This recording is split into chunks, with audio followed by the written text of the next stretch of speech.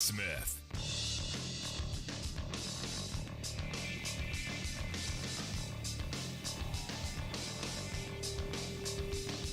And welcome, brothers, sisters, working class heroes. This is the Rick Smith Show. Thanks so much for being here today on the big program. Lots to get to, lots to talk about. Finding it very interesting that the conservative groups are circling the wagons, lining up against the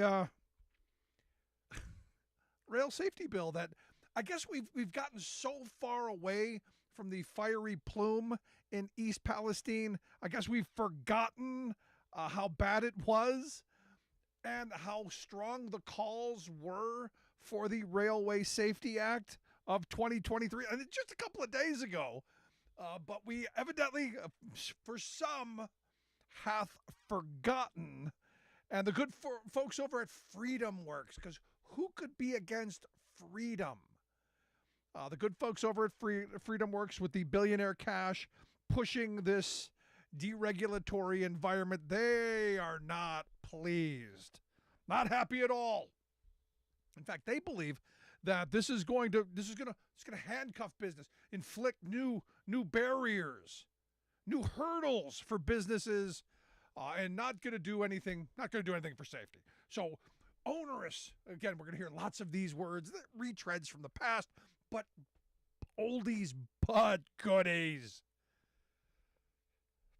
Onerous regulations on these very, very safe railroads.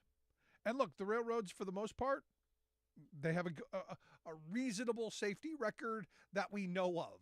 And that's the part that I really like, that we know of. If you would walk down the street and ask someone, gee, how many train derailments do you think we had last year? You might get, people, I don't know, a handful, over 1,000, a couple a day. And again, this is one of those things where you go, we're not it's not an East Palestine every day, but a moment where we should be going, there's a lot of room for safety. There's a lot of room for opportunity to do things better. And as we've talked to union leaders and trainmen over these last several weeks and over the last several months, honestly, they all told the same thing. These railroads are cutting corners at every opportunity just so they can line their pocket.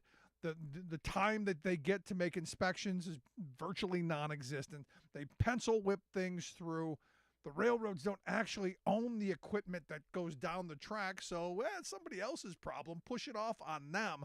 So you have all of these different factors playing in, and the person who's supposed to be overseeing it, they've deregulated. It's basically a toothless dog. I mean, there might be a dog out there and it's barking, but there's no bite. There are no teeth in the bite. And that's what they've gotten away with because, again, I talk about this a lot, the swinging door between regulators and the industry. When you have a really incestuous relationship of, first we'll go work in the regulatory agencies for a little bit, then we'll swing over to the industry, make a boatload of money, and then swing back. Especially when you're talking about administration to administration. You go back to the Trump years where they, deregulated a bunch of stuff. And I know before my conservative friends get their panties in a twist, the braking system would not have stopped this. But the inspection times, having some additional strength for the union to advocate for their members, this is where having, the government involvement in this is troublesome. And as I said over the summer, they weren't going to be allowed to strike, although I thought they should have been. Their concerns never seem to get addressed. They have an agreement. They don't have a contract, which means, again, the railroads know that there's nothing they can do other than shell out a little bit of money after the fact. So when I see big money groups like Freedom Works, when I see the billionaire mouthpieces like Freedom Works saying, no. Yeah, we're sorry about the little spill. We're sorry about it, but this is not conservative values. None whatsoever. Conservative values are about deregulation. Now, it's interesting watching the two it's interesting watching the two kind of, polar opposite opinions on this, because J.D. Vance and his crew and the Republican Party are actually trying to push back on this by saying, no, J.D. Vance has built a strong coalition, with Josh Hawley and Marco Rubio, and they've crafted a bill. And this bill's gonna target rail safety improvement, and it's not gonna bog down the industry. This is the magic sauce.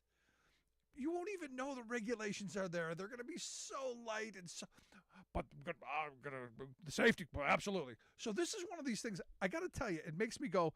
The Railway Safety Act. The only reason I have any faith in it whatsoever is Sherrod Brown's a part of it. I think Sherrod Brown's a smart guy. I think he cares about working class people. I think he cares about the people of East Palestine. I think he cares about the people of name the town down the line that could be next. I think he cares about those folks. But I look at this and I see the moneyed interests, which are the Freedom Works, which are these front groups, these wonderfully euphemistic named groups, Americans for Dogs and Puppies, Americans who love mom and apple pie, who spew the most toxic garbage. And this is part of it. This idea of, we can't possibly have these onerous regulations, like requiring a minimum amount of time for inspections. And I love what the good folks at Freedom Works said about this, because here's the thing. I actually agree with them on this point. They said operators would be required to create minimum time requirements for inspections rather than focusing on quality of inspections. And I'm going, I actually agree with that. But here's the thing. I've actually seen how big these boxcars are, because I spend a lot of time in rail yards. I don't know how you inspect one of those in 90 seconds. And yes, I said that right. Currently, to inspect one of these, 90 seconds. I defy you to walk around one of these things in 90 seconds, let alone the 120-point inspection that you're supposed to be doing. Now, quality of inspections for me is incredibly important. Minimum time requirements, not so much, because I know to do a minimum time requirement, a quality inspection is probably going to be more than the minimum that they've put in here. I agree with Freedom Works. I want quality inspections. I want them checking things. I want the person on the ground to have the power to say, no, this is unsafe. I want these rail operators to have the exact same power that I've had as a truck driver for 30 years. That if something's not right, it doesn't go out on the road. If something's not right, the only place that it moves is from wherever it's parked to the shop to get fixed. And I think the average American, red hat, blue hat, green hat, orange hat, no hat, I think everyone would agree that's how it should be. If something's wrong with it, why take the chance? Well, the railroad company's like, hey, we got time to keep. Time is money, and we want the money. And what's the worst thing that can happen? Well, something like East Palestine. And to be honest, that's not even a big deal to them. It's a couple $1 million when they're making billions. Now, I love what Freedom Works came out with their letter and said, this, if we do this, it could lead to potential unintended consequences. And my mind went to this place. You mean like safer rails, like safer trains, like less derailments, like maybe not another plume of smoke, not another community devastated by toxic fumes? I would hope that would be an intended consequence. But their response was, and I love this, rail companies would be forced to divert resources away from critical research and development.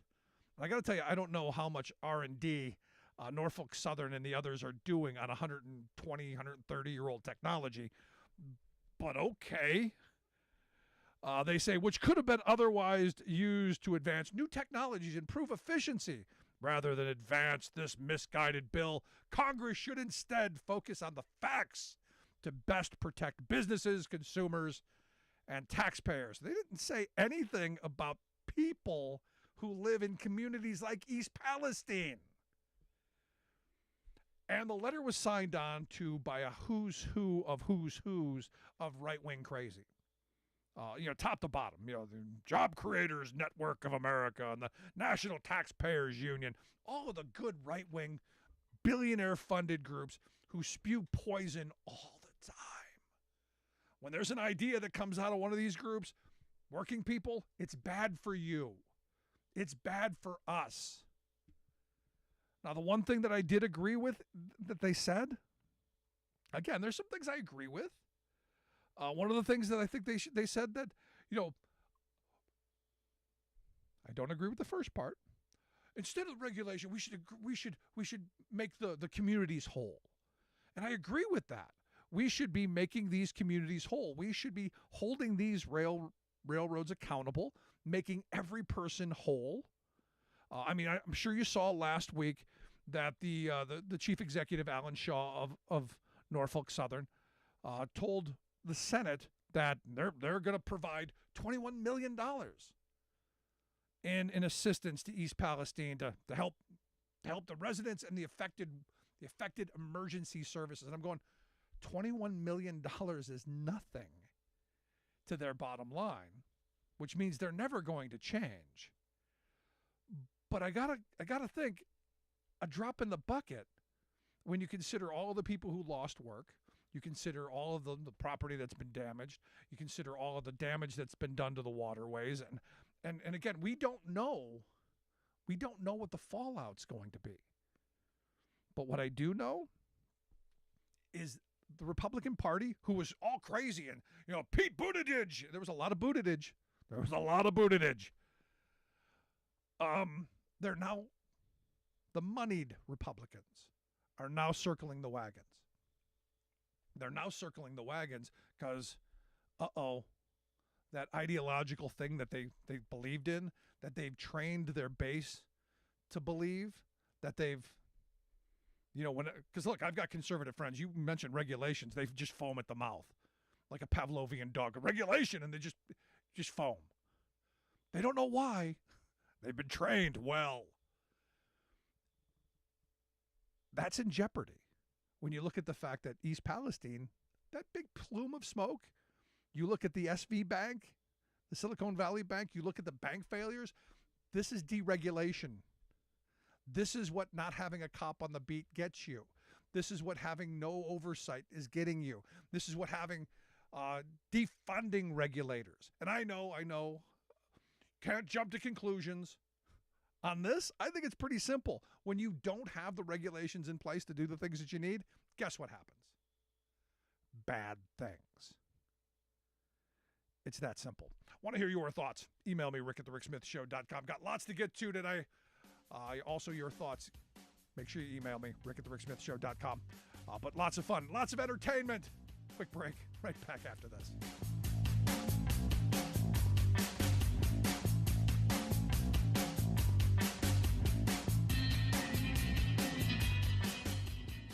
We are AFGE, the American Federation of Government Employees. We represent 700,000 federal and D.C. government workers who are the vital threads of the fabric of American life. We support our nation's military. We take care of our nation's veterans. We protect our nation's borders. We respond to our nation's crises and natural disasters. We provide services to our nation's seniors. The American Federation of Government Employees. We work for America. The phone lines are open. Give Rick a call at 1-866-416-RICK. That's 1-866-416-7425. We are AFGE, the American Federation of Government Employees. We represent 700,000 federal and D.C. government workers who are the vital threads of the fabric of American life. We support our nation's military. We take care of our nation's veterans. We protect our nation's borders. We respond to our nation's crises and natural disasters. We provide services to our nation's seniors. The American Federation of Government Employees. We work for America. Welcome back to the Rick Smith Show. Now, here is Rick Smith. So, interestingly enough, according to the U.S. Attorney in Washington, D.C., there's going to be another 1,000 people could possibly be arrested and charged with the January 6th insurrection. Potentially another 1,000 people locked up.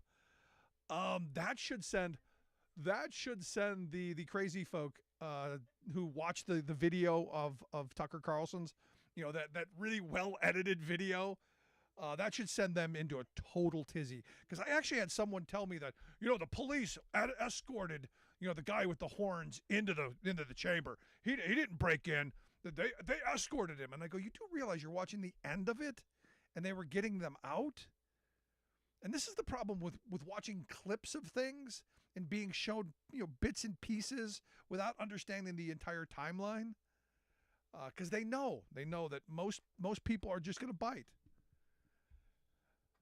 Scary, sad times. Let's quick go to the phones. Got Alice on one. Alice, how are you today? I'm doing well. What's on your mind? So, let's just face it. Anytime the Republican Party or an evangelical comes up with an idea, you can bet that a couple of things are going to happen. One, it's going to take away somebody's protections. And second of all, it's going to cost the taxpayers. Yep. And it's going to be a real bad idea.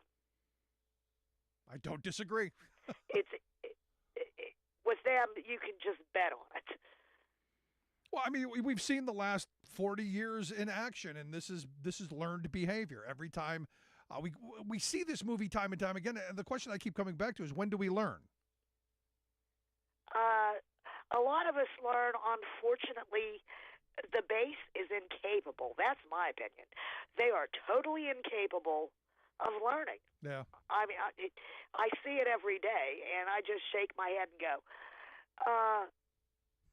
if it didn't work the first 30 times, why did you think that it was going to work again? And then I always tell them, one of the definitions of insanity is doing the same thing over and over and expecting you're going to get a different result. And here we are. But have a good evening, Thanks, Rick. Alice. Appreciate it. No, I mean, and again, I go back to, when do we learn? Because we've seen this movie time and time again. We regulate something, and then, they spend a lot of money, and they deregulate it, and then something bad happens, we regulate it again. They spend a bunch of money, say, no, we learned this time, we won't do it again. We promise. We learned, and then they do it again. And then we regulate it. It's this kind of pendulum. To where you go, at some point, do we not learn? Answer, no. Now, interesting, I got to see some of Mike Pence's speech with the Gridiron Club, which is supposed to be kind of a light thing, but he really went after Donald Trump, which I found interesting. Getting a little spine. I didn't think he had. But the part that caught my attention, and I think caught a lot of people's attention, because Trump, loves to court the evangelicals. He loves to talk about him being godly, and which is weird. A guy who's been married a couple of times, had some really. I guess I listened to him too many times on Howard Stern to buy any of it. But Pence said that he said he read some of those classified documents they found at Mar-a-Lago were stuck inside the president's Bible, which proves he had absolutely no idea what they were. And that's kind of a shot. Now, is that enough? Is that enough for the evangelicals to turn their back on Trump? Because I don't know how you look at Trump and go, oh yeah, he's a godly man. And then I started to think about it. Then my mind, of course, because this is what I do, my mind started going into, well, Rick, you're stuck on that hippie liberal Jesus you learned about. The one who talked about feeding the hungry, healing the sick, helping the poor, taking care of the elderly. Those things you learned as a young kid that were beat into you, in the Catholic Church, that still cared about peace and social justice. This is the new and improved Jesus. This is the gun-toting, heat packing Jesus. This is Republican Jesus. And there, I gotta tell you, I think Trump is right on. He is the Republican Jesus incarnate. You remember his health care plan? Pay or die. What could be more Republican Jesus than pay or die health care? Sorry, you don't have the money? You can't feed our bottom line? Better luck next time. Ask those families at the border that they broke up and could never put back together. What's more Republican Jesus than that? Enriching the wealthy? See, I remember hippie liberal Jesus talking about, a rich man having a harder time getting into heaven than a camel getting through the eye of a needle. Trump just gave away a whole bunch of money to the very wealthy because they can buy their way into heaven now, evidently. Deregulate everything because, Jesus was about the invisible hand of the market. Never mind the Holy Spirit. We've got the invisible hand of the market. And, my mind goes into school lunch programs. We talked about this yesterday. School lunch programs, they'll just make those kids more dependent. I mean, it's crazy. But there's a whole part of this that's bizarre to me because look, I want to walk on the same path as some of my religious friends because I believe in some of this stuff. Make sure that you help people. Make sure that the hungry get fed, that the sick get care. Live that golden rule, or at least the silver. But no, it's hooray for me and the heck with everyone else. And I point to this Tennessee representative, Congressman Andy Ogles. Ogles, we've talked about before, has a very creative kind of resume. You may remember he was an economist. He was all kinds of stuff. He's been everything. He's like George Santos, a little bit light, although I think this stunt going to take him well over. Because it's now being questioned what he's done with $25,000 that was donated through a GoFundMe account to create what they're calling, and this, I didn't know this stuff happens, but they're a children's burial ground is what he said that he was going to build, complete with, big statues of angels and, all kinds of stuff. And what it is, if you have a child that's stillborn, I know people who have had miscarriages, late, and they will bury the child, the fetus, and there's a place for that.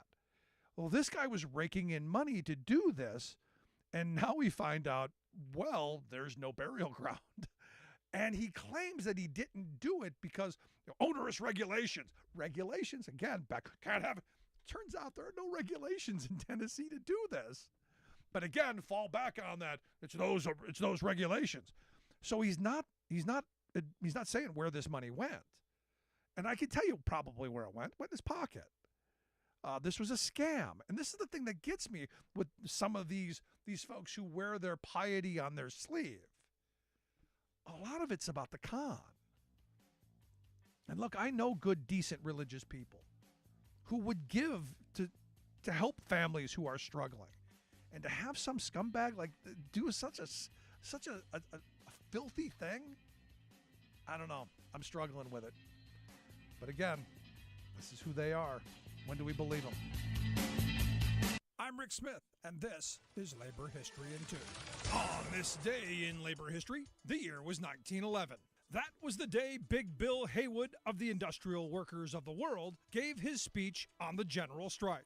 He presented it in New York City at a fundraiser for the Bucafori Defense Fund. Vincent Bucafori was a shop representative for his union. He faced repeated harassment and discharge by his foreman for executing his union duties. Finally, as witnesses described, the foreman fired Bucafori and punched him, drawing blood. Then he came at Bucafori with a heavy object. Bucafori shot and killed him in self-defense. He was charged with manslaughter, convicted, and sentenced to 10 years at Sing Sing prison. The IWW raised money for his defense and fought for his acquittal and release. Haywood arrived at the fundraiser to deliver the keynote speech titled The General Strike. In it, he reviewed the rich history of workers' actions since the days of the Paris Commune in 1871. He also raged against electoral electoral reform. He stated, quote, "The broadest interpretation of political power comes through the industrial organization. It gives the vote to women. It re-enfranchises the black man and places the ballot in the hands of every boy and girl employed in a shop. Makes them eligible to take part in the general strike. Makes them eligible to legislate for themselves where they are most interested in changing conditions, namely in the place where they work." He continued, quote, "You have all the industries in your hands at the present time. There is justification for political action, and that is to control the forces of the capitalists that they use against us. That is the reason that you should fully understand the power of the ballot." Labor History in 2 brought to you by the Illinois Labor History Society and The Rick Smith Show. For more information, go to laborhistoryin2.com, like us on Facebook, and follow us at Labor History in 2.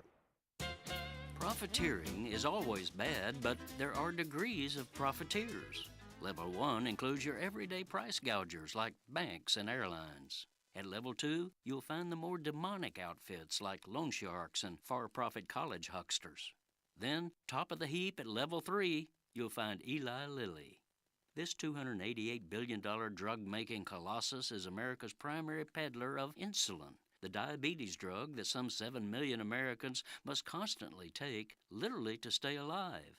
But having both monopoly power over the market and such a huge base of captive customers, Lilly has gleefully jacked up its prices again and again over 3 decades, with it now costing each sufferer as much as $1,000 a month. Finally, under intense political pressure to stop its extreme life-threatening gouging, the giant recently announced it would cut its insulin prices by a whopping 70%. In full-page ads, Lilly hailed its corporate generosity, magnanimously declaring that, quote, "everyone deserves affordable options." But hello, it has intentionally charged unaffordable rip-off prices for 30 years, wallowing in monopoly profits. And hello again, if Lilly says it can keep profiteering on its insulin product despite slashing the price by 70%, that means it has been overcharging patients by 70% all this time. Yet its rich executives want us to thank them? No, thank you. Even with a price cut, they're still charging $66 for a single vial of insulin. Guess what? It costs Lilly less than $7 to produce that vial, and it could be sold profitably for under $9. Meanwhile, Lilly's price cut is voluntary, meaning it can raise the price again at any time. And CEO David Ricks has refused to pledge that he'll keep the medicine affordable.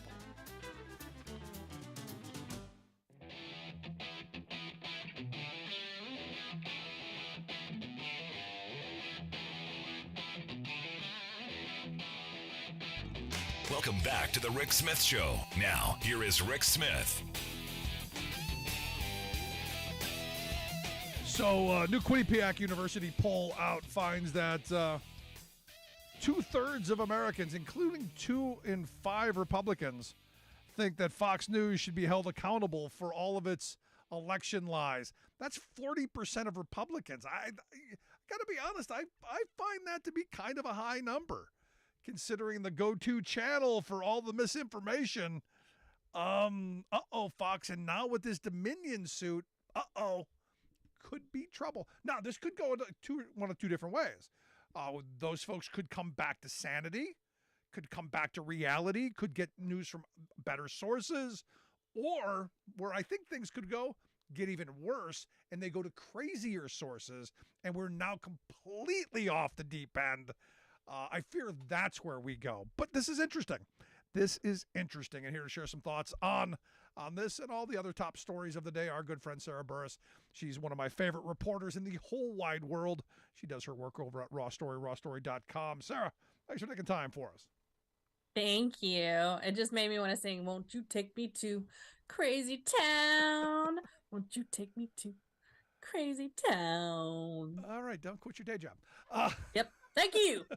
I'll be here all week. You're here all week. Tip your waiter.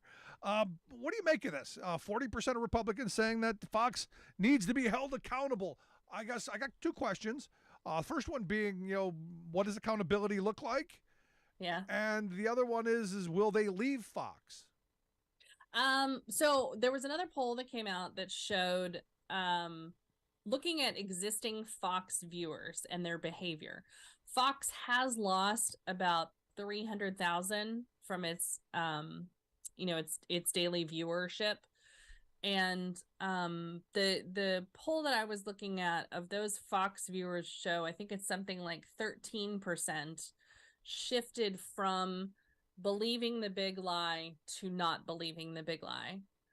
And if you're looking at the Fox viewership, what it was at 2.8 or whatever before they took the hit, that's close to 500,000 people. I mean, that's not a small chunk. Yeah. And I mean, in many states, that's totally the election, right? We won Georgia by 10,000 plus. We won Arizona by 11,000 plus. So, it shows enough of a change that Republicans should be concerned that they have gone too far. I don't think they care, obviously. I mean, they should. There was a poll that came out about the weaponization committee showing that people don't buy it. Yeah, and they're still going wild. Nobody buys it because they telegraphed it. We're gonna get them. We don't care what we get them on, but we're gonna get them. We'll find something. Yeah, and so I think that this is. I don't know if it is enough of a hit for Fox to do other things. And I wonder, if people go full crazy, is it going to be really any different? I mean, is it basically just forcing people to go Q versus, and how far really away is people like Tucker and Sean Hannity and Ingram? How far are they really that far away from Q, right? Yeah. Like it's not that much. And that's the frightening part of it. I mean, because my thought is, okay, so they're not going to go to Fox. Where do they go next? Do they go to the more extreme? Do they come back to the middle of the road and go, oh, okay, we got the wrong information? Or do they double down and get even more dug in? It's interesting. I read a story. I didn't write about it. It was a while ago, about the psychology of people sort of doubling down on their stuff and refusing to change their opinion about stuff. And it's almost like most people are hardwired not to change their opinion, that they constantly want to double down. So I wonder if then these people are just going to go way far to the right. But I wonder then, what is that line? Where is it? Where does it cross for those people? And I don't honestly know at this point. It seems like any crazy conspiracy they come up with, folks buy into it. Like, do people really think that JFK Jr. is coming back from the dead? Yes. Really? Yeah. But here's the fun part of this. I was just looking at a story that said that there's going to be over 1,000 people more from January 6th going to be arrested at some point. I'm going, it's kind of, we're kind of late in this game, but I think, okay, go get them. Yeah, I'm cool with it. I mean, especially if those are some high-ranking officials, members of Congress, that'd be nice. Yeah, I'd be very happy about that, because we didn't get anyone. Darn time. We didn't get Boebert for the texts. We didn't get any of those people who were Loudermilk. And my problem is we still haven't found the money. I still want to know the moneyed people who funded all of this. Mm-hmm. So some of it we know came from the Publix lady. Yeah. She was the one who basically donated her $300,000. her private plane to fly militia members there. And where are those militia members now? And why isn't she in between them? You know what right? I love about this? You know what I love about it? You've got all these people who are in jail, where they should be, and all of them are crying about how hard it is in jail and how screwed up No, and this is where I agree with them. There's a point where, even crazy people I can find common ground with. Our judicial system is screwed up. Our prison systems are harsh. But every one of these people years before were saying prison's too easy. They get to watch TV and lift weights and three squares in a cot. They were on that crowd. That's my favorite part of this, is the hypocrisy. This week there was a court proceeding where they had a Trump appointed justice in Washington, D.C. who basically said, you've got it easier than everybody else does. Like, if anything, you are being given more perks and a better situation than everybody else is in the DC jail. And that's because the DC jail is absolute crap. I mean, it is really, really bad and dangerous and terrible, and it has been forever. The only alternative, though, is to close it down. And when DC tried to let out a bunch of nonviolent offenders, Congress said, "Oh no, you got to put them back in there." Yeah, I'm sure Marjorie Taylor Greene, who's losing her mind over how our political prisoners and how badly they're being treated. If you let these people out, she'd be losing her mind. Oh, the violent criminals. Yeah, right. That's the thing. Is it's like, oh, they were actually violent. No, yeah, that guy's serving a lifetime. That guy's serving a lifetime sentence for his third violation of having a big bag of pot. Yeah, that guy's going to cause a lot of trouble. Right. And if he does, it's going to be very slowly. I want to get your thoughts on, you're a DC person. I want to get your thoughts on this Trump-backed group, this Conservatives Partnership Institute, Jim DeMint and crowd, Meadows and all of them, buying up property around the Capitol. I thought it was a cesspool. I thought it was a swamp. Why are they buying up all this property? I know, that was my favorite thing that Senator Ben Cardin told us today was, well, it's nice that they're embracing Washington, D.C. now, because they rejected it for so long. And I mean, really, these people are buying up several millions of dollars worth of property. Like $41 million of it last I saw. Yeah. And so just to put that in context, I looked around at a couple of houses that are in that area. I think it was Cornyn said that it was behind the Library of Congress.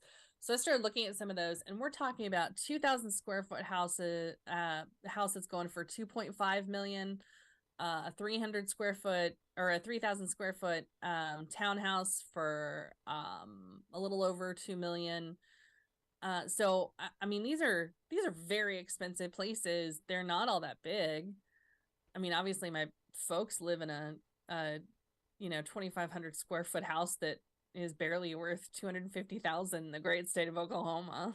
So, I am aghast at real estate prices in Washington, but I'm crazy. Like curious. It makes me, I mean, honestly, I sort of thought about this like The Family. You remember the house on C Street? Yep. I mean, that's sort of what it made me wonder about. Like, is that what they're trying to do here? And is this going to be just another Republican version of that? And the other Republican senators we talked to, like Lankford, when we asked Lankford about it, he ran into the Senate. He was like, which CPI? What are you talking about? And then just ran off. The other guys were like, what are you talking about? And then we were like, Mark Meadows group. And they're like, oh, yeah. They order in food for us. We met up there like, every Monday. It's a nice space. Yeah, and that's what it's all about. It's all about leveraging their contacts, which is why you got DeMint as the founder of it. You've got all these heavy hitter insiders making sure that they're loyal to their leader. Yeah.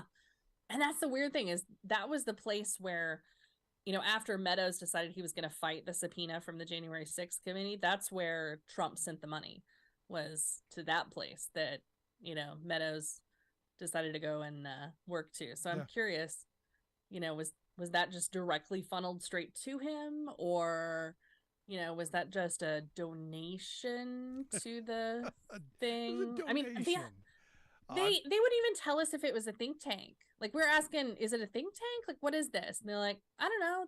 They just buy dinner for us. It's an right? institute. Like, what does that mean? What does that mean? I don't understand. It's like all of the other institutes you see, like at George Mason University or even at Stanford. I mean, they've propped these things up all around the country for people like Meadows and DeMint to have jobs, making big money, leveraging their contacts. And this is where working people get screwed every single time because they don't have these kind of contacts. This is where the big money gets funneled through to get what they want. This is why we can't get health insurance for people, why we can't get school lunch programs, why we can't get decent wage jobs, because these things exist to stop every bit of sane, rational policy that working people actually want from ever seeing the light of day, let alone becoming law. And instead of corporate bigwigs, basically paying their people a living wage or offering health insurance or, matching their donation to their 401k or whatever, They're giving $1 million donations so that Mark Meadows can buy a couple of houses on Capitol Hill. Patriot Row. Patriot Row. Patriot Oh, Row. Lord.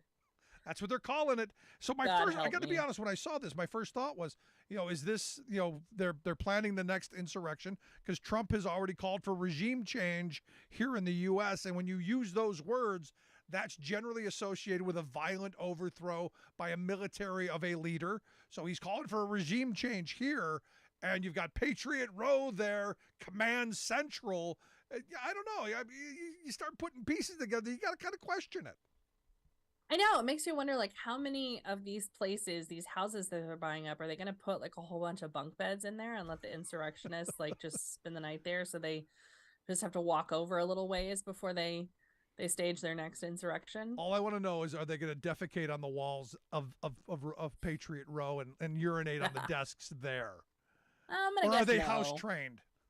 They're probably house trained. There you go. You're listening to the Rick Smith Show here with Sarah Burris. Sarah's a reporter over at Raw Story. Rawstory.com is where you can find all of her incredible journalism. I want to get your thoughts on, Trump had made that statement that there's a standing order that declassifies everything. Evidently, he waved a wand or something. Yet again, it's one of these things where no one can find it. Yeah. It was, I guess it was in Harry Potter, like Classificados Documentos or something. And, but yeah, so not only can nobody find it, they actually went to court. A group of outlets, of news outlets, went to court and were like, hey, we want this order. They asked the director of national intelligence, they asked the FBI, like, everybody, like, what is this order? What is this like major thing that was in writing that Trump passed? And they're kind of like, well, you can't really give me any documents on that because we don't know what the hell he's talking about. And it kind of, the lack of information, I think, obviously gives the answer here. And I'm sure that Jack Smith, special counsel who's researching all of this stuff, is I'm sure he knows. I'm sure he knows if there was an order, he's got it. If not, good luck pulling that rabbit out of a hat. Yeah. Now I got to ask, because, we've been hearing this for a very long time. Something bad's going to happen to Trump. I know there was a period I had a guest coming on all the time saying he's going to resign any day now. And I'm going, he's never resigning. The Mueller's going to come and get him. There's all this stuff, all of this. Now he's going to be indicted any day now. It's going to happen. Now they're saying, someone said that once the first one comes, then it's going to be the floodgates. What are you hearing? So I heard the thing about the floodgates. I thought that was interesting because the take on it wasn't so much that, if he does it, then I'm brave enough to do it. It's more like, oh crap, if they do it, then we've got to deal with our stuff too. We've got to pull the trigger on this. Otherwise, it's just going to be a complete, S show. Yeah. One of the things that Glenn Kirshner, former federal prosecutor, said is that it's kind of a scary deal because every time Trump points his little, classification wand or whatever at a foe of his, it directs a huge amount of hate and violence toward that person. Right.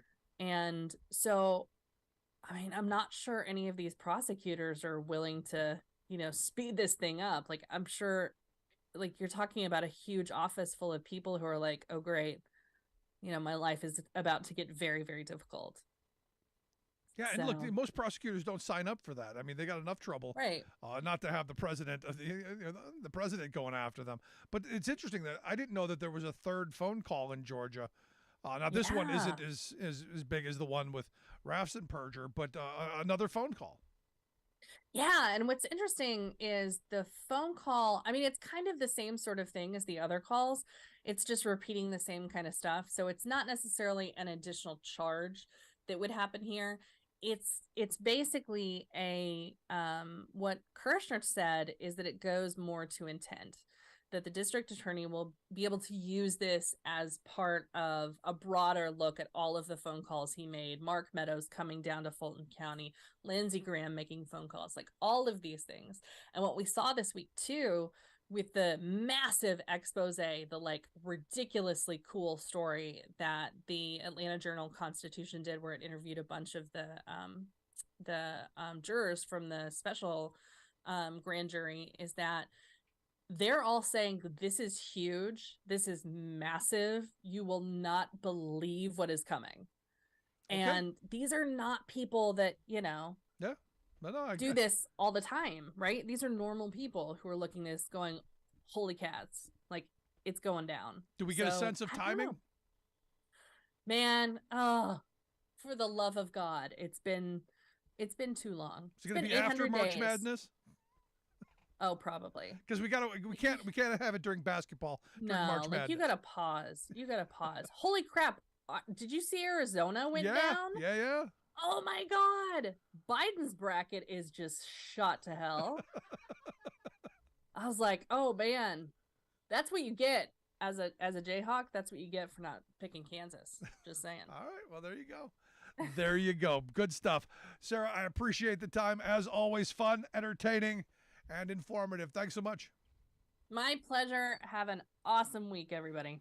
You as well. Our good friend Sarah Burris. Make sure you check out her work over at Raw Story, rawstory.com, the website. Gonna take a quick break. Right back after this. Stick around. You're listening to The Rick Smith Show. We're working people. Come to talk.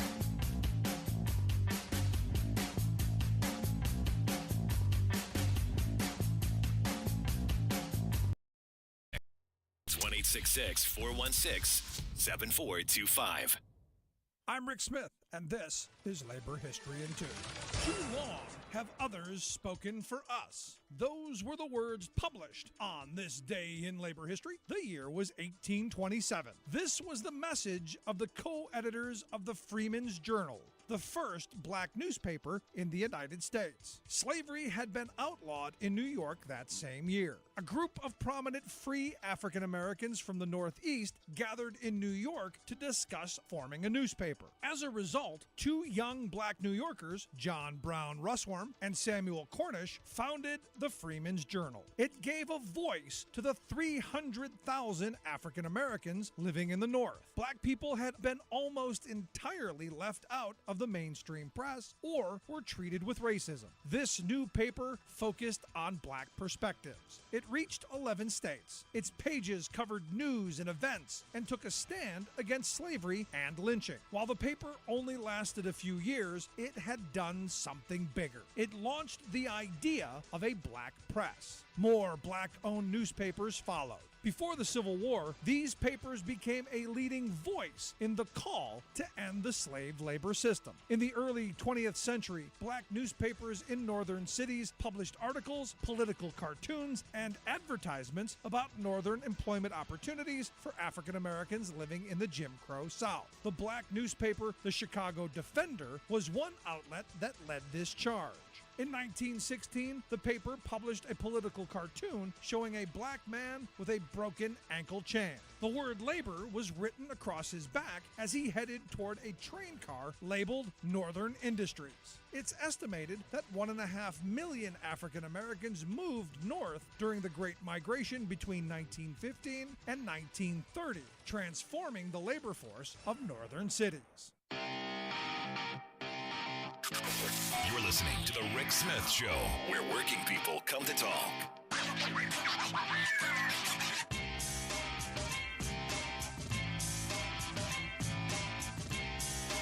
So it's interesting to see how the Republican Party is split over what's going on in Ukraine, and you've got some loud voices who are basically saying, no, allow Putin to take over, and it's just the weirdest kind of scenario because, again, I think about the era in which I grew up.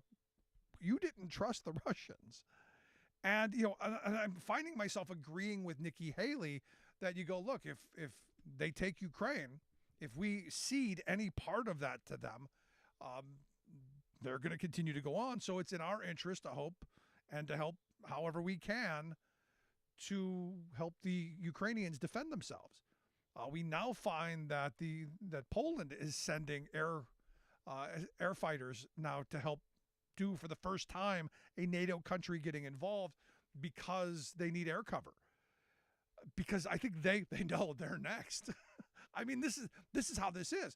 And I find it interesting that, again, the Republicans are really split on this issue because, and I got to tell you, I think this has everything to do with two different things. One, it's knee-jerk reaction to anything they think is going to harm Biden.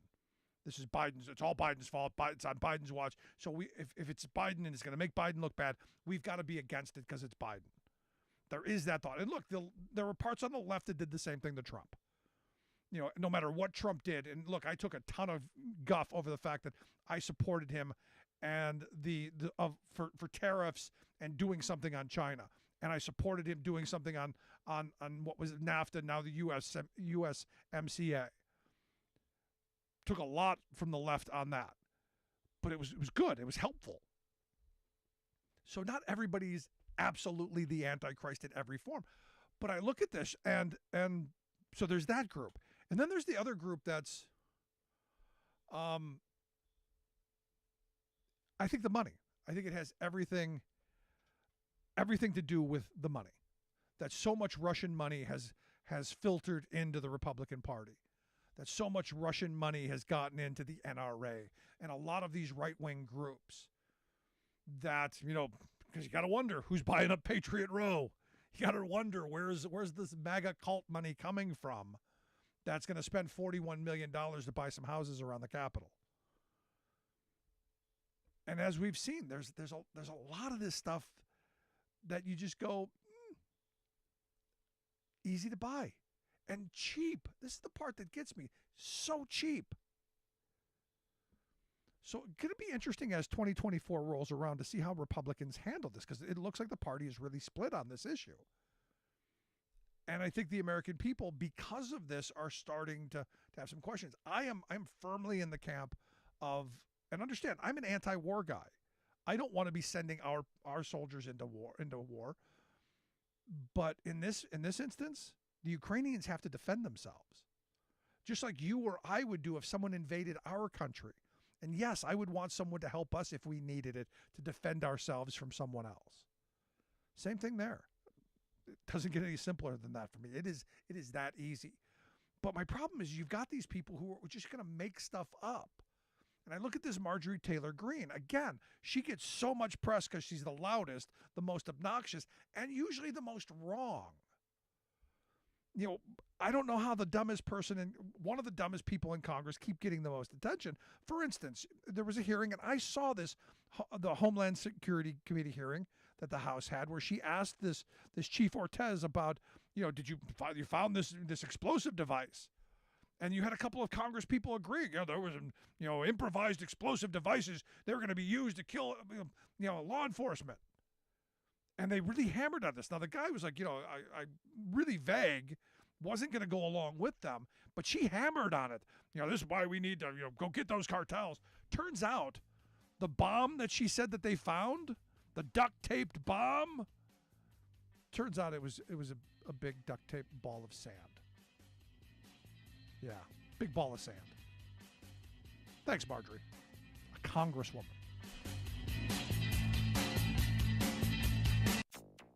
Folks, this is a tremendous step forward in the right direction. Biden administration moves to lower levels of forever chemicals in drinking water. This lawsuit is designed to make sure that Norfolk and Southern keeps their word to the people of East Palestine and the people of Ohio. Ohio sues over chemical train derailment. Plus, one state generates much more renewable energy than any other. It's California. It's California, right? It is not California. It's not California?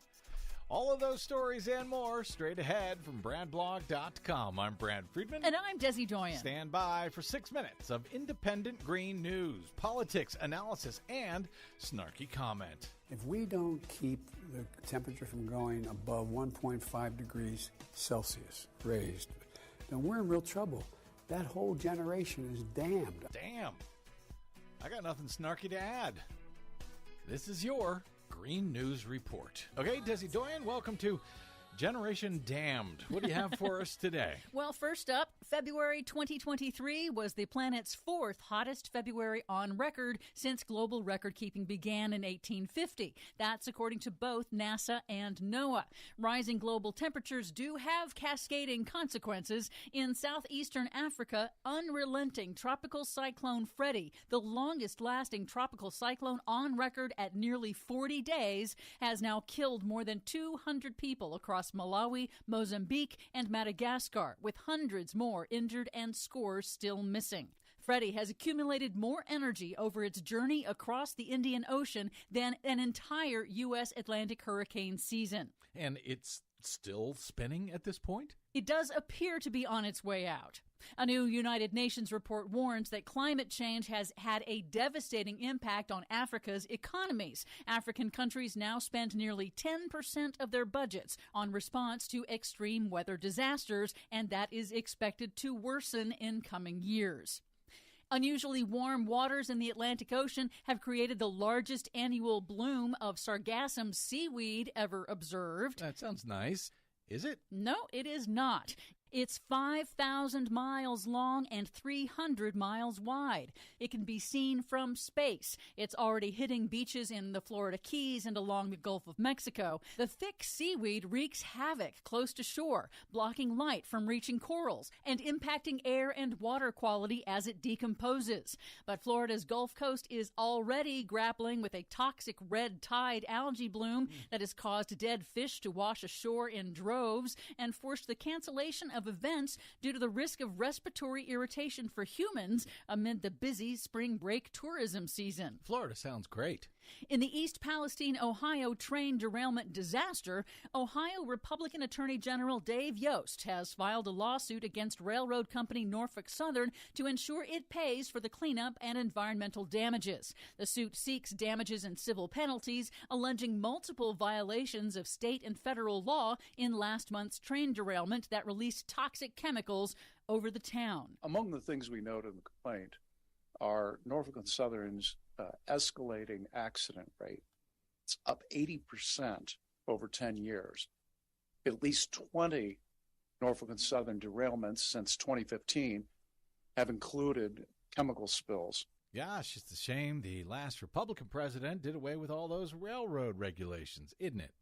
But some good news. Good. Biden administration EPA Administrator Michael Regan was in North Carolina this week proposing the first ever standards to limit notorious forever chemicals in drinking water. Known as PFAS for short, the synthetic chemicals are used in numerous industrial and consumer applications and are ubiquitous in water systems. PFAS chemicals linger in the environment and the human body and lead to serious health problems. Environmental groups welcomed the action, saying the standards will help reduce harm to people, but Dana Sargent of North Carolina's Cape Fear River Watch explained to a local news station that further action is necessary to address the source of PFAS pollution. This type of regulation does not hold polluters accountable.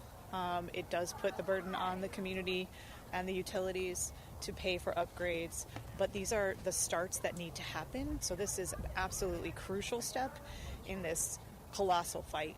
Finally, one state generates much more renewable energy than any other, and it's not California. What?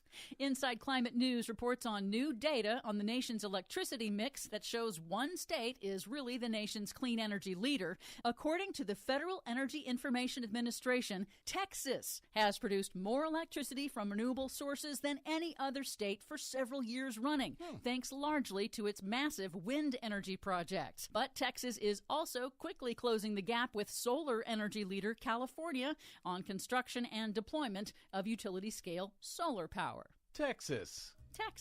Who knew?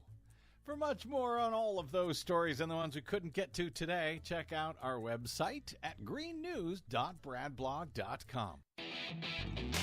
Are you tired of think tank approved corporate news and commentary? Are you tired of CEOs telling you what to think, who to hate, and who to vote for? Well, welcome to the Rick Smith Show. We don't take orders from some boardroom, and we don't do focus groups or talking points. We don't work for them, and we never will. I'm Rick Smith, and I work for you. Join us daily at thericksmithshow.com and download the podcast and never miss a minute.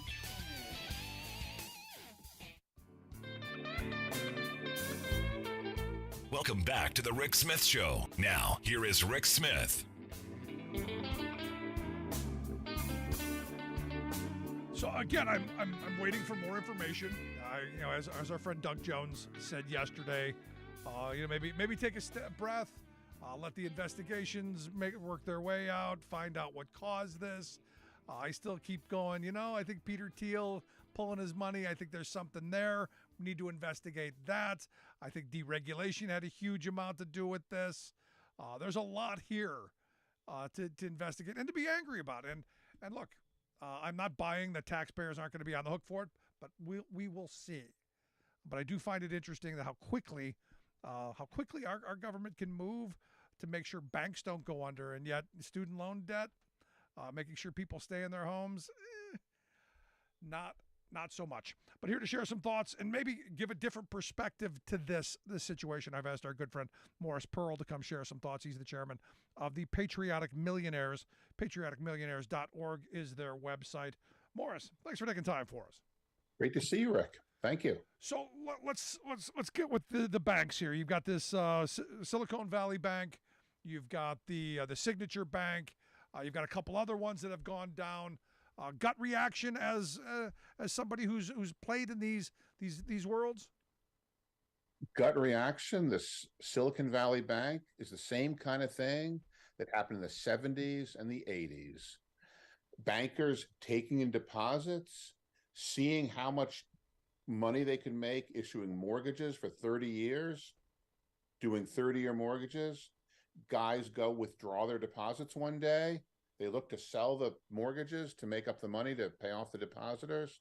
Rates are up. People stopped prepaying their mortgages. Last year, Rick, 30% of everyone paid off their mortgage early in 2021, the year before last. 30%. That means you could consider a mortgage like a 2 or 3 year kind of note. This past year, now it's down to 4% of people paying off their mortgages early. People are not refinancing anymore, and of course they're not because interest rates are higher. Right. So those mortgages that people thought were 2-3 years are now 20 years. Rates that were at like 2% are now at 5.5%, and they lost billions and billions of dollars and realized they could not sell even all the mortgages for enough money to pay off the depositors, and they had to close the bank. They were insolvent. So you're going to say you're going to put the blame of this on the Fed for raising the interest rates, which there's a lot of blame that belongs there. Well, that was the proximate cause, but the bank management should have not been in that situation. They should have, their job is to think about what might happen if rates go down, what might happen if rates go up, what might happen if more people prepay their mortgages, what might happen if there's a snowstorm and we can't open the bank tomorrow. They're supposed to think of every possibility and have a plan for it. And these guys, either deliberately or because they're incompetent, did not do that. And frankly, I think it's good that they're all unemployed now, personally. It was just, that's not what bankers are supposed to do. Right.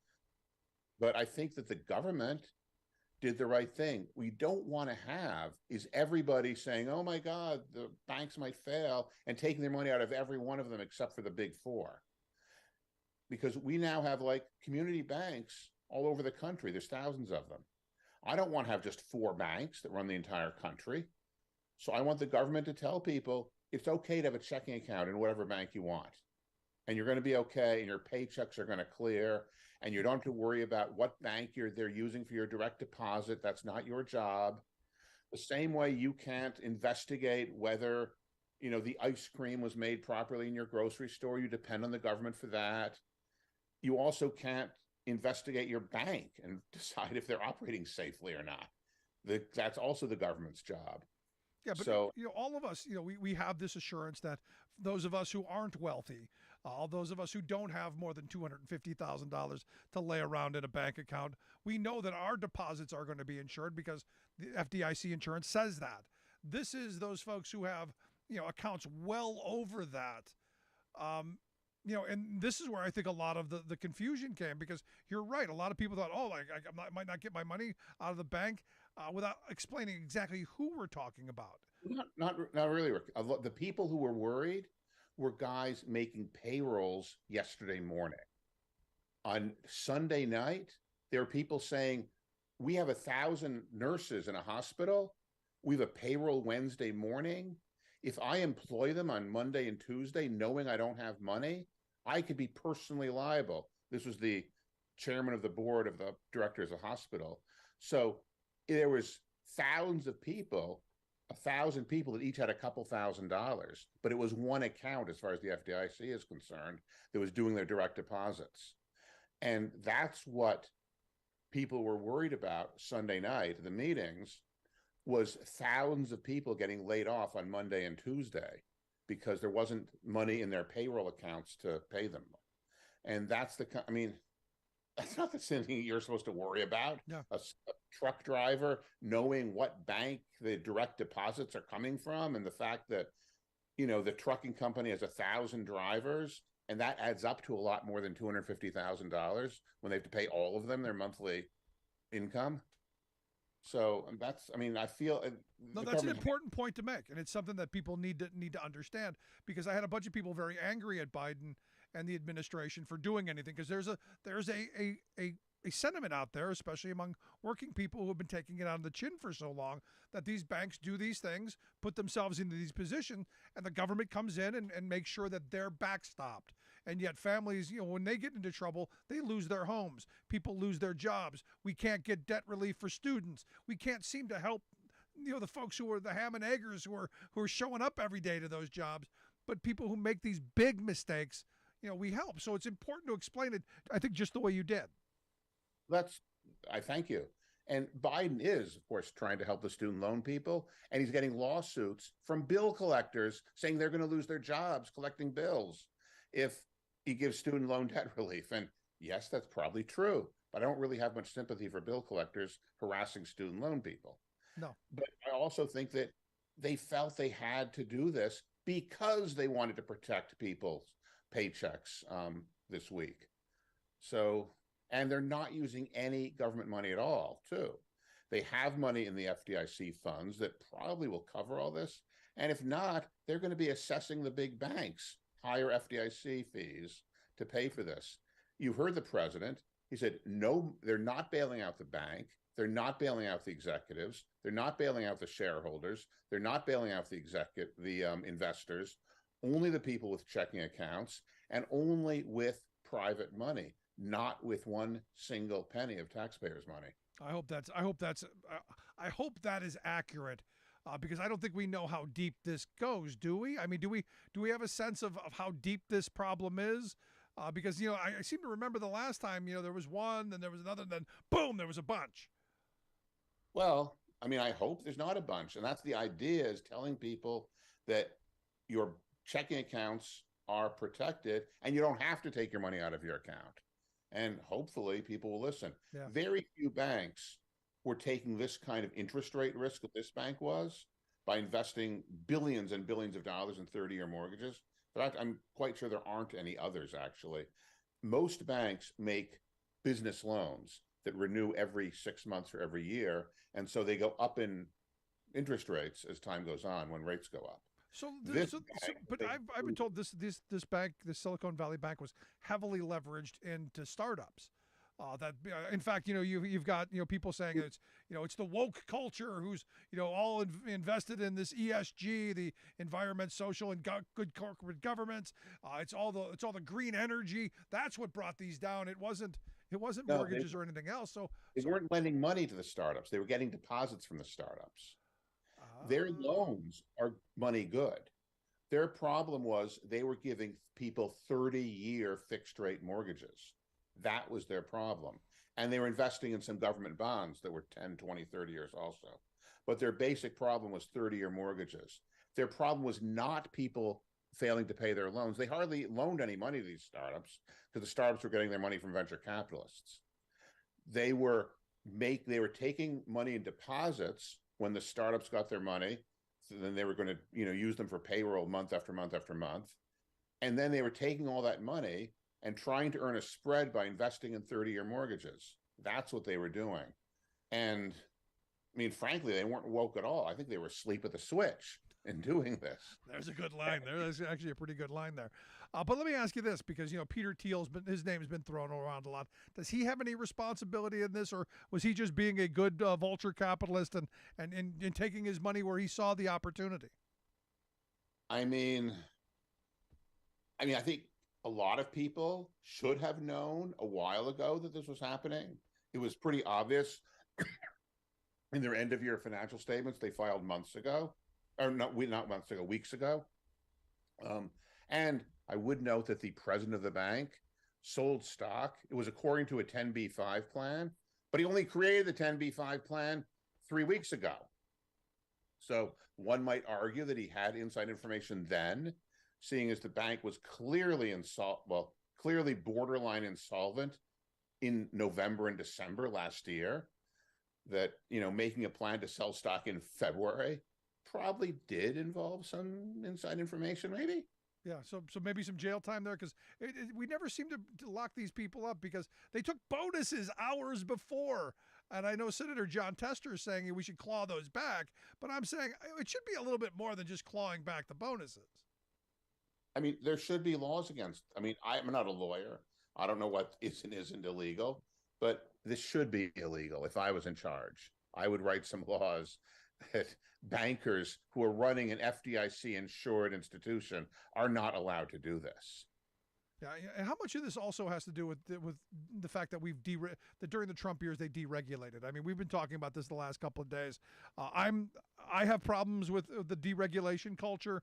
How much of this played into this? I know there was a big push to, we need to help these regional banks because, the big boys have all this power. How much of that plays into this? Well, yeah, they did help the regional banks. This bank probably, if they left the laws the way it were and banks got scrutiny at above $50 billion, which the bank was way above 50, it was like around $200 billion. Instead of making the limit $250 billion, the regulators probably would have noticed maybe a year ago this bank was getting into trouble, and not, what they did, they would have failed asset liability management 101 if they had taken the class, given what they're doing. So as I understand, they didn't have a risk assessment manager for, I guess, 9 months last year. Is that accurate? Could be part of the problem. Yes, that position was vacant from like April through November, December, I think. Yeah. It's like a comedy of errors.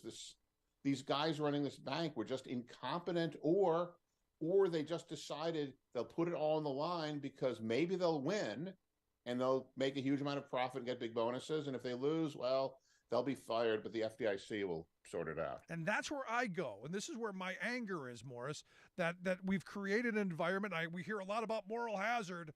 We've created an environment where nobody fails in this world.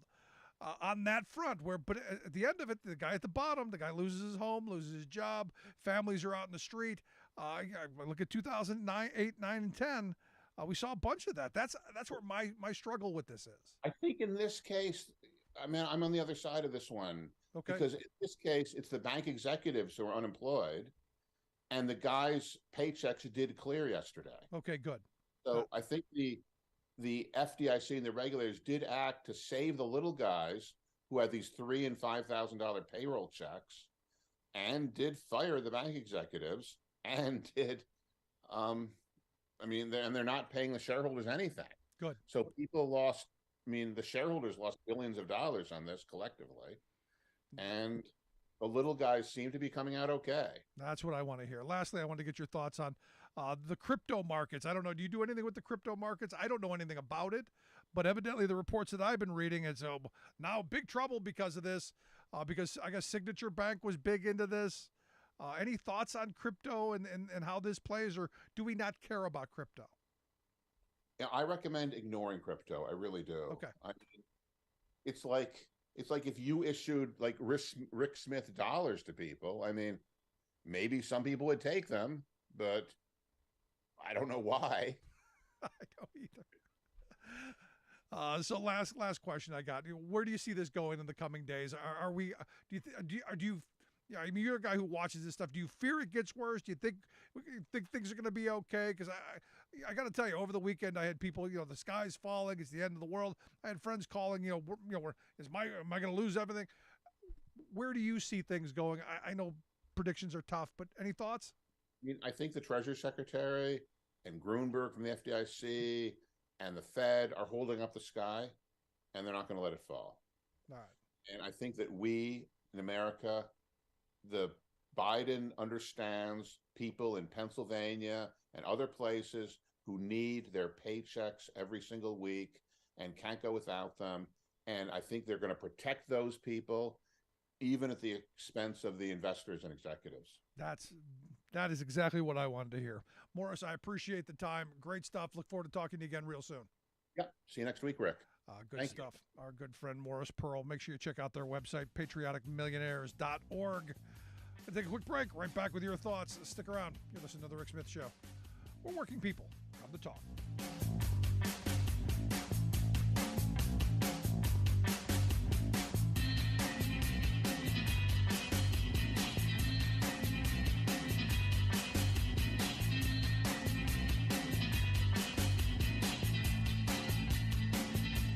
We are AFGE, the American Federation of Government Employees. We represent 700,000 federal and D.C. government workers who are the vital threads of the fabric of American life. We support our nation's military. We take care of our nation's veterans. We protect our nation's borders. We respond to our nation's crises and natural disasters. We provide services to our nation's seniors. The American Federation of Government Employees. We work for America. We are AFGE, the American Federation of Government Employees. We represent 700,000 federal and D.C. government workers who are the vital threads of the fabric of American life. We support our nation's military. We take care of our nation's veterans. We protect our nation's borders. We respond to our nation's crises and natural disasters. We provide services to our nation's seniors. The American Federation of Government Employees. We work for America. Welcome back to the Rick Smith Show. Now, here is Rick Smith. I got to tell you, in listening to Morris talk, I'm glad he framed it the way he did, because it was much more clear and concise than I've heard it put before. The executives got fired, and they did. Still not clawing back the bonuses yet. That hopefully will happen, may happen. Hopefully it will. And the shareholders got the stiff. That doesn't happen often. I got an angry email yesterday. In fact, it was yesterday. In fact, I think I read part of it on the air yesterday on the show where, someone was talking about Obama bailing out the auto industry. And I said, the weird thing about that was it wasn't really so much as a bailout as it was a controlled bankruptcy. And in that controlled bankruptcy that we gave, a bunch of loans to the auto companies that they paid back. It was the first time in one of these bankruptcies that the workers didn't take it on the chin, that they got to keep their pensions. And it's this kind of stuff that I think is important to point out. When these crises happen, when these rich people, because they know they're going to get bailed out. But when it happens, do they take it on the chin too?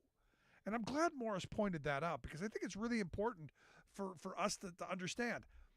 I see this going very differently with a Trump administration, with a what was his name? What was the Treasury Secretary from the Trump era? I see it very differently going under his rule, and it's just one of those things where I'm feeling a lot better with Biden in the White House. And because the policies and the direction that they would take, Mnuchin was his name, Steve Mnuchin. I feel much better, having Janet Yellen than Mnuchin, because the shareholders didn't get made whole, and that the workers did. I mean, this is why I voted for Joe Biden. And as I've said 1,000 times, he wasn't my first choice. Wasn't even my third choice. But I'm happy with the way he's responded to crisis after crisis, and done it in a way without hyperbole, done it in a way with fighting the other side. Just that kind of get the job done. In fact, I had a conversation with a guy today, who said that, one of the things that he likes about him is it's like our parents and our grandparents. It was just, you just do the job. You're not looking for, congratulations. You just show up, you do your job. And this is what I like about it. We are reshoring manufacturing because there's a reason. The rest of the globe's in turmoil. We are not, and all of the military people will tell you, we are not prepared for major conflict around the world. We are not prepared to produce the things that we need. And the pandemic pointed that out. The pandemic was I think, the alarm that we as a country needed. While I was screaming about this for years before the pandemic, maybe this was that wake-up call that the rest of us needed. To say, look, if you're going to have a war machine, you got to be able to build it. If you're going to be a first world country, you got to be able to produce what you need. And you've got to be able to do it in a way that's going to create jobs, that's going to create employment, going to be able to create a standard of living. And I think Biden understands this, which is why I see us moving away from some of the neoliberal tendencies while he was in the Senate. And I hear people all the time go, well, he did this back. I know.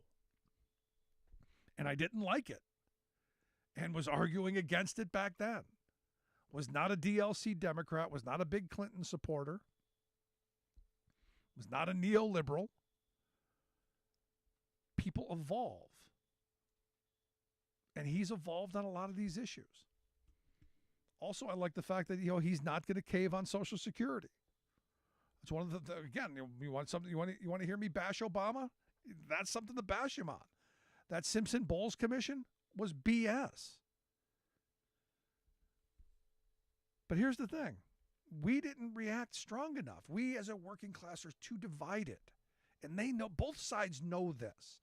Both sides don't fear the working people of this country. Both sides don't, because they know they've segmented us off. They've divvied people up. I look at France.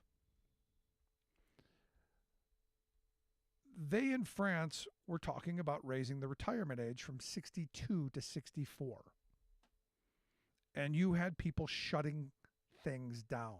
Trucks turned sideways on the streets, mass protests. And you're seeing it right now. In fact, Macron, the president of France, has decided, screw Parliament. I'm going to unilaterally raise the retirement age. It is going to be interesting to see what happens over the next several days in France. Now understand, he's talking about raising it from 62 to 64. The retirement age for me in this moment is 67. They're talking about raising it to 70 and beyond. Because as the one senator said, well, people want to work into their 70s. I don't know anybody who wants to retire. Question is, do you? And when do we become that country that goes, no, as a working class? It's kind of where my mind is. I want to hear your thoughts. Email me, rick@thericksmithshow.com. Going to take a quick break. Right back after this. Stick around.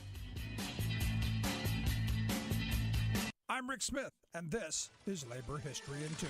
Too long have others spoken for us. Those were the words published on this day in labor history. The year was 1827. This was the message of the co-editors of the Freeman's Journal, the first black newspaper in the United States. Slavery had been outlawed in New York that same year. A group of prominent free African Americans from the Northeast gathered in New York to discuss forming a newspaper. As a result, two young black New Yorkers, John Brown Russwurm Farm and Samuel Cornish founded the Freeman's Journal. It gave a voice to the 300,000 African Americans living in the North. Black people had been almost entirely left out of the mainstream press or were treated with racism. This new paper focused on black perspectives. It reached 11 states. Its pages covered news and events and took a stand against slavery and lynching. While the paper only lasted a few years, it had done something bigger. It launched the idea of a black press. More black-owned newspapers followed. Before the Civil War, these papers became a leading voice in the call to end the slave labor system. In the early 20th century, black newspapers in northern cities published articles, political cartoons, and advertisements about northern employment opportunities for African Americans living in the Jim Crow South. The black newspaper, the Chicago Defender, was one outlet that led this charge. In 1916, the paper published a political cartoon showing a black man with a broken ankle chain. The word labor was written across his back as he headed toward a train car labeled Northern Industries. It's estimated that 1.5 million African Americans moved north during the Great Migration between 1915 and 1930, transforming the labor force of northern cities. Profiteering is always bad, but there are degrees of profiteers. Level 1 includes your everyday price gougers like banks and airlines. At level 2, you'll find the more demonic outfits like loan sharks and for-profit college hucksters. Then, top of the heap at level 3, you'll find Eli Lilly. This $288 billion drug-making colossus is America's primary peddler of insulin, the diabetes drug that some 7 million Americans must constantly take, literally to stay alive.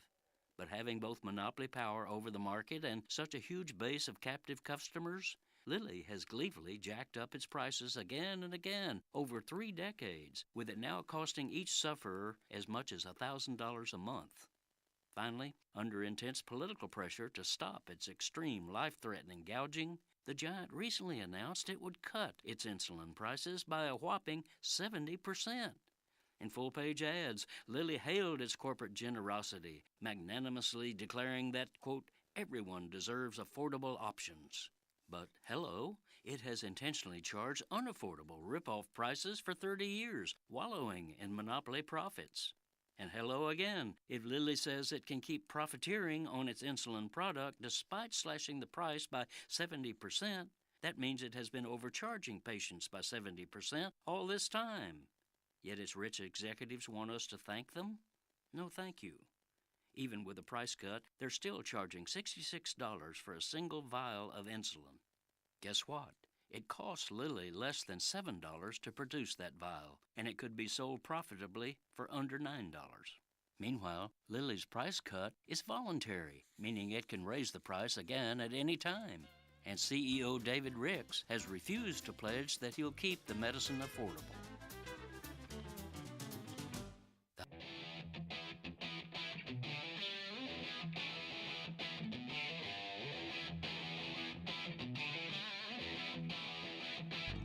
Welcome back to the Rick Smith Show. Now, here is Rick Smith. So I've been waiting all day for this moment. I've been waiting all day to talk to my good friend Bob Ney, former Ohio congressman and political analyst, to get his thoughts on the fact that the Senate today voted to advance a repeal of the 1991 and 2002 authorizations for the use of military force. And again, this is another one of those moments where you go, there's so much around that era, that 91 era. There's so much around, the 2002 era of, sending people into Iraq that I think we should revisit. Like that whole they had weapons of mass destruction thing. We should be opening this up and holding people accountable. But here to share some thoughts on this and, well, all of the other news we can get to, our good friend Bob Ney. Bob, thanks for taking time for us. Thank you, Rick. So what do you think of this? Is this a good thing? Is this going to be helpful? Does this matter in this moment? Well, it's good. Look, it's been 20 years to the day when we began our, shock and awe campaign. And as you and I have discussed on your show over the years, when I've been asked what was the worst thing that happened to you, I don't answer Jack Abramoff. and the scandal, I answer that vote to allow full force.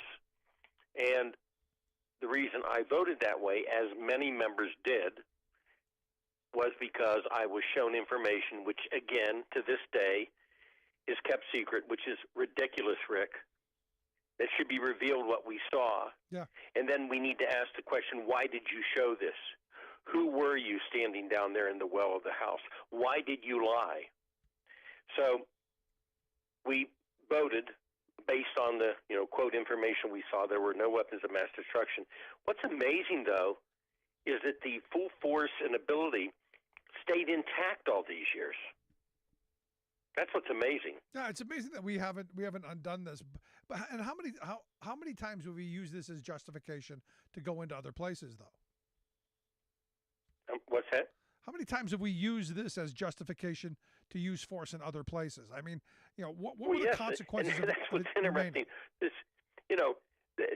19 Saudis flew on planes going into our buildings, and we used full force and power against Saddam Hussein, and then it was kept there. What, just in case somebody else wanted to go somewhere else?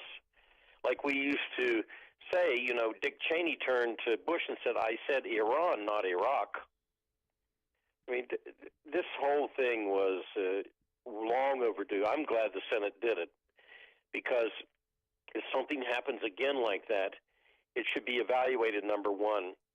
Rick, members that were there when I was there should speak up and say, wait a minute, fooled me once. The old shame on me. And this should have been, again, just removed a long time ago.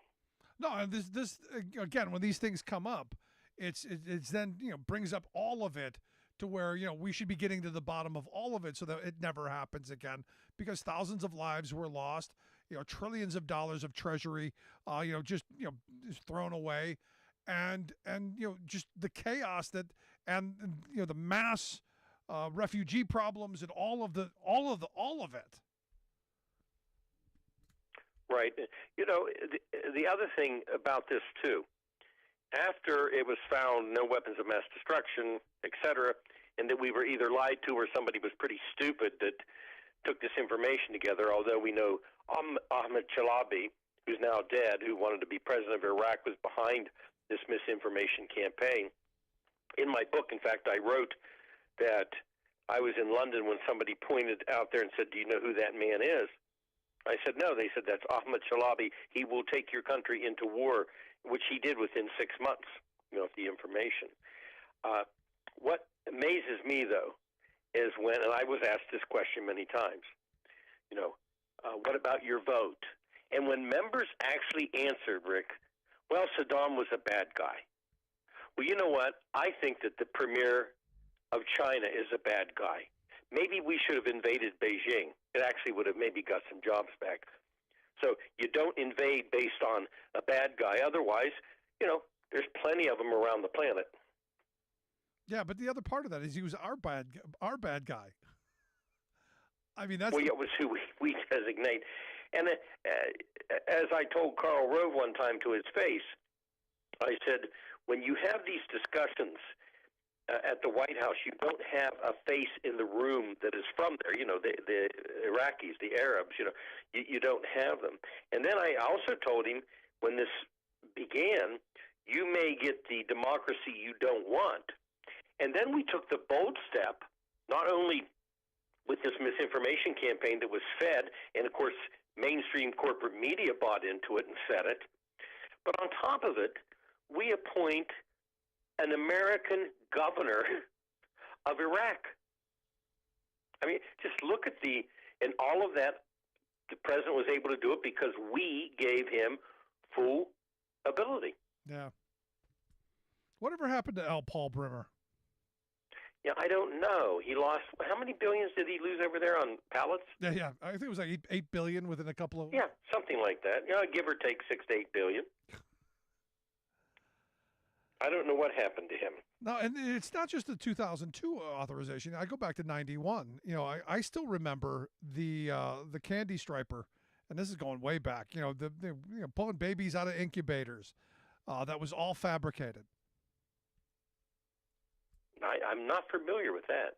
No, they had a candy striper, a Kuwaiti, a diplomat's daughter or niece or something, who claimed she was a candy striper at a hospital in Kuwait, and the Iraqi soldiers came in and pulled babies out of incubators and bayoneted them on the floor, and it was part of the outrage campaign that got us as a country moving in that direction. It was on 60 Minutes. It was a big deal. Oh, that's right. I forgot about that. And she was never in the country. She was not in the country when she claimed that was happening. It was all made up. And then the royal family fled to London. We went in, took care of everything, and then I think they after a while, gave most of the contracts to other countries to rebuild. Yep. Yeah. Again, this is a good start. We got a lot more to get to. You listen to the Rick Smith Show. We're with former Ohio Congressman Bob Ney. Bob, I want to get your thoughts on this story out of I guess Wisconsin, or I guess this is actually Michigan. It happened. Wisconsin guy, this Brian Higgins, he's pled guilty, I guess a reduced charge in his role to kidnap Governor Gretchen Whitmer. This, I guess, another big victory for the prosecutors there, and kind of going against the whole. It was all made up. There was nothing going on there. Another conviction. Right. The Wisconsin man pled guilty for his part in the plot. His name is Brian Higgins, and he was trying to provide was charged with trying to provide material support for terrorism. Now that carries a maximum prison term of 5 years, which it kind of amazes me. The maximum prison term is 5 years for providing material support for terrorism, be it domestic or international, I guess. But he drove past her second home, and then the friends of his waited across the lake for a signal from him with this laser-style device. And I think they were scheduled. He and 4 others were scheduled to face a trial. Basically, later this year, they were going to go on trial. Yeah, I'm of the mindset, lock them up. Are you surprised at the complaining and the whining from the Marjorie Three Names and the Louis Gohmerts of the world about how bad the DC jails are, and how bad the criminal and trying to make the people that have been arrested some kind of martyrs, when the reality is, yeah, our jails are bad. Maybe you should fix them, but you can't claim that they're doing something special to these people. They're criminals. When I was down there, nobody came to see if I was okay. I missed that one. Yeah. It amazes me. Marjorie Three Names, nothing amazes me, I guess, about her. But a few of the members that went down to see how the insurrectionists were taken care of in the jail, they probably don't even look at their own local jails to see how their people were housed in their state, But they went down there to make sure that, the people that were sightseers in the Capitol are taken care of in the D.C. jail system. Yeah, now here's for me, this is one of those moments, because I like to try and find some common ground with people I disagree with. There's common ground to be had here. Our jails are not the Club Med that I'm sure a lot of these people who are now locked up for their crimes probably believed them to be. Because there were swimming pools and watch cable TV and lift weights all the time. It's not the Club Med they thought. It's actually pretty bad. So there's some common ground here that maybe we could fix our judicial system, that you can get speedy trials like we're supposed to have, and that the prisons and the holding cells aren't as horrible as I've heard they are. Unfortunately, I've only heard how bad they are. Well, I mean, like I said, if they went in their own states or federal prisons in their nearby states, it'd be one thing. I just don't like the idea of why they went down there, to coddle, quote, the sightseers. But look, I was in, and if I had $1 for everybody to say, oh, you were in Club Fed because Barbara Walters, had done a story years before, and one of them was Morgantown Federal Correction, which is not a camp; it's a minimum, but I assure you, of the 1,300 people that were in there, I used to call it, the warehouse. And there were a lot of people, obviously addicts, people with different forms of mental illness. People were in there that weren't the Medellin drug cartel, but they were charged like they were. They were drug addicts, and they were charged and given 10 years, 9 years, 8 years. And I've often said, and I've told this privately to several members over the years, haven't done it recently, Rick, but I've told them privately, tell the Bureau of Prisons, and I said, I'll sit down with you. I'll give you all the information you need. Tell the Bureau of Prisons you want to go into the prison, and don't let them tell you that you're not going to be safe. You want to go into the prison. And I said, I'll give you a list of things. And when they try to take you on the, quote, tour, here's the questions that you ask them, and you tell them, here's what I want to see. Because I was in there. It's just ludicrous. And it's not just the food. I can tell you examples of people that were supposed to, how you get your education, people say, well, those prisoners get school paid for. Try to get your tests proctored so you can actually, get your grades. Good luck in a lot of cases. It's actually just pathetic. So I wish they would get common ground. We have more people incarcerated than anywhere else, not per capita, but actual numbers of anywhere else on Earth. Yeah, I mean, it's amazing to me, and look, I hear it even to this day that people think, oh, it's this wonderful Club Med. I'm going, no, that's not what I hear, and it's interesting to hear the whining coming out of these folks from January 6th, which I understand. According to the U.S. Attorney, there's going to be another 1,000 people that evidently they're about to pick up. Are you hearing this? No, I didn't hear that. Yeah, evidently there's supposed to be another 1,000 that they're, I guess, lower level offenders, but evidently there's more, and good. I guess we need that. Well, I was thinking some tough plea deals here and there. If the government had gotten a little bit tougher, might have also made a few more people do a plea deal. Which, if they weren't doing major damage, they could do community service. Do a certain amount of ankle bracelet, a certain amount of volunteer work. I mean, there's a lot of different ways the system could take care of that. Finally, I wanted to get your thoughts on your former party. The Republican Party seems to have a lot of characters, very interesting ones. I mean, you got George Santos, who is, I guess, he's filed a letter of intent to run for re-election, and good for him. But I'm looking at this Tennessee representative, this Andy Ugles, who evidently, and I got to know if this is something he can get in trouble for. Evidently, he ran a GoFundMe account that raised about $25,000 to build a children's burial garden for stillborn children and kids and I guess ones that are lost prematurely, so that they could bury them. And because I know, like in Ohio, even if you have an abortion in Ohio, they give you you have to dispose of the fetus either through burial or cremation. But this guy raised $25,000, and there's no burial garden, and he's not saying where the money went. Is this something he can get in trouble for? Well, yes, definitely. Now, he's got a little bit of Santos, a little bit, not a lot, in the sense he had an inflated resume, right? Oh yeah, and he's had some hits on that.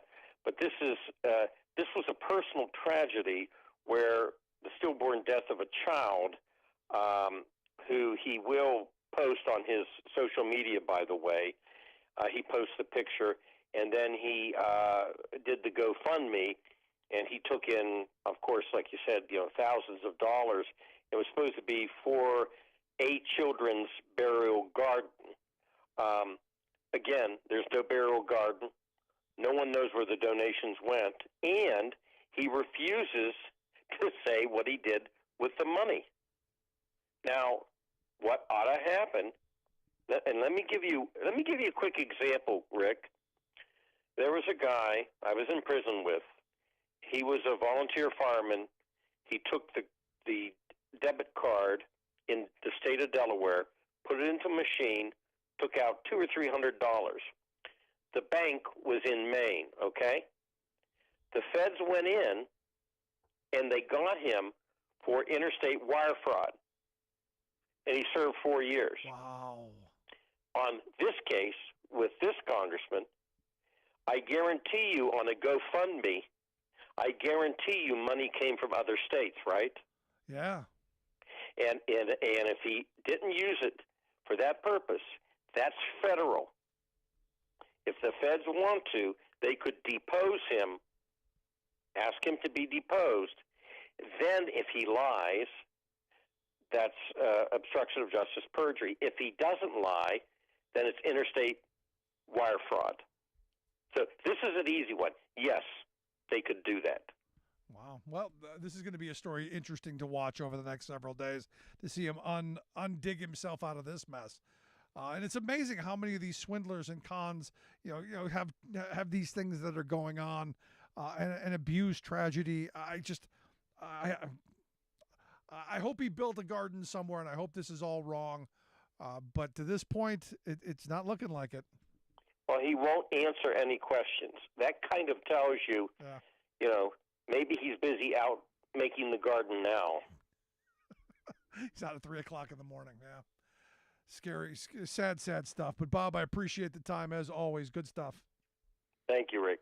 Thanks so much, our good friend Bob Nate. No, seriously, I mean, I don't want to believe everyone's horrible, but I look at this stuff and they just keep proving time and time and time again. I want to believe, people are decent and do the right things. And again, they just, that. And if if he did what he did, there should be a place for it. Quick break, right back.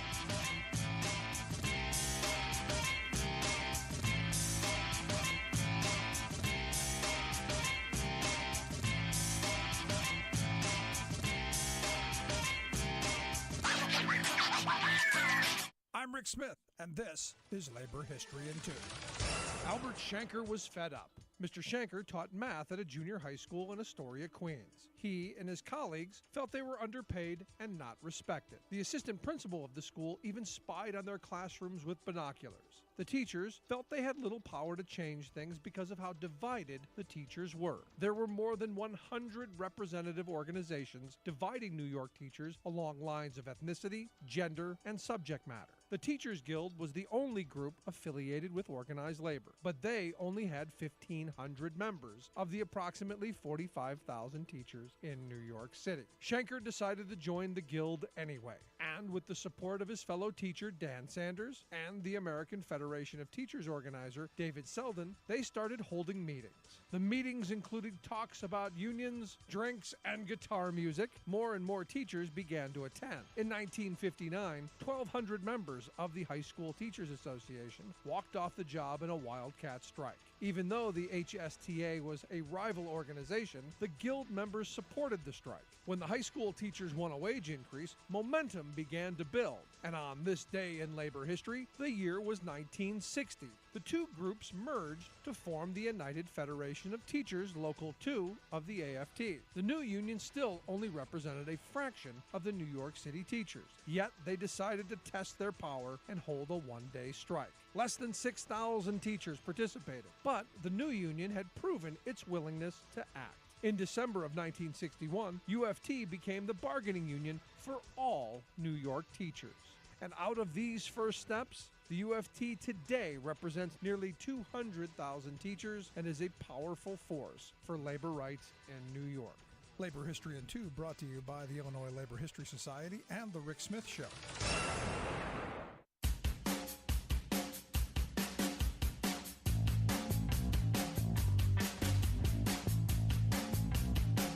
Welcome back to The Rick Smith Show. Check out our website, ricksmithshow.com. Questions, comments, something on your mind, email me, Rick, at thericksmithshow.com. A quick show programming note. Friday, we're going to be off for the big holiday, St. Patty's Day. Heading up to Boston with my kids. We have this little ritual. Just started last year. We'll go up to Boston. We spend the weekend. Going to go see our friends of the Dropkick Murphys. That should be fun. Also going to see some of the local historical sites, little education. Important to see, the kind of stuff that they've got there. Last year we were on the USS Constitution. They've decked it out. So we spent some time looking at the ships and the cutest little gunboat that they had in the harbor. This tiny little gunboat. Like one guy can fit on it to patrol the park there where all the ships that they have on display. Just hysterical. But that's where we're going to be. Going to enjoy our good friends in the Boston area. Looking forward to that. So a quick programming note on that front. Now, Ron DeSantis. Again, we're going to hear a lot of this. Whenever DeSantis' name comes up, think authoritarian.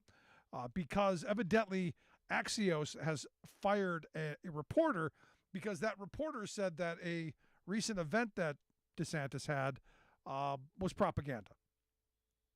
And you look at the statement that they put out, because DeSantis released a statement saying that they were going to expose the scams that they are trying to push onto our students across the country, and it is propaganda. So this reporter in an email said it's propaganda. This isn't a press release. Well, that made some people angry, and some people don't like that.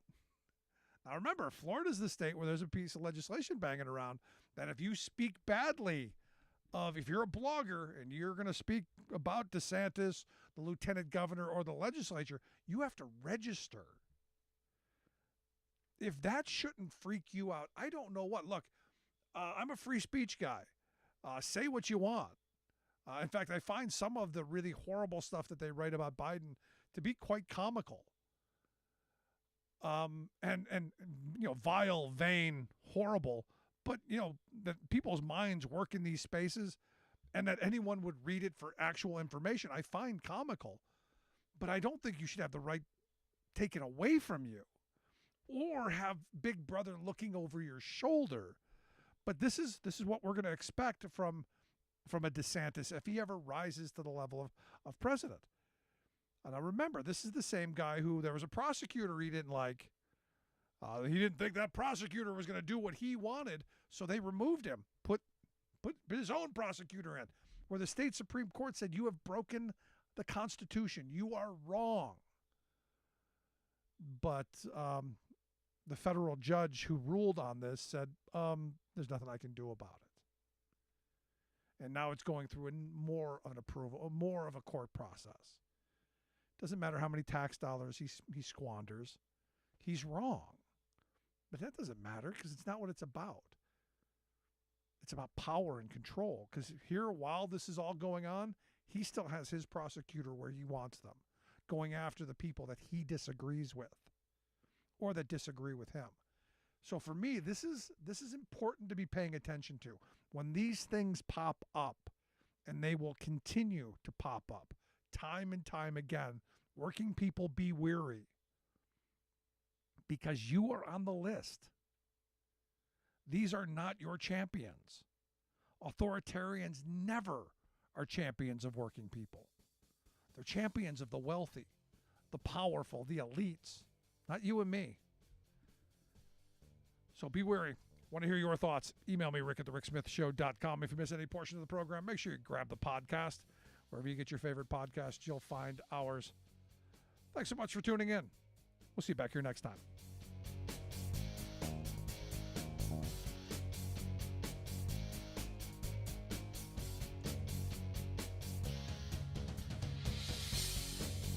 You've been listening to The Rick Smith Show. Email Rick at rick@thericksmithshow.com.